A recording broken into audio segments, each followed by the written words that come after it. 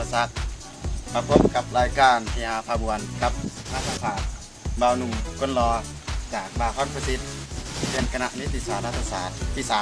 3วันนี้รู้สึกยังไงดีมากเอาให้งานวันนี้ ก็รู้สึกภาคภูมิใจที่ได้มาก นี่โอ้ยภาคภูมิใจ ได้มอบไม้ให้น้องของ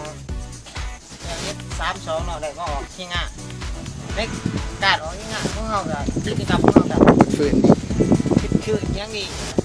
เดี๋ยวที่งานคือได้ดับของน้ำให้น้องว่ากระดาษของน้ำเนาะครับตัวที่พวกมันตายเลยเอาที่งานเนาะตัวดำเลยก่อนนะน้องเอาเลยเนี่ยพวกการออกที่งานทางนี้ก็ที่มันจะเป็นที่ผู้บรรดาเลยพอมาของน้องให้เนาะ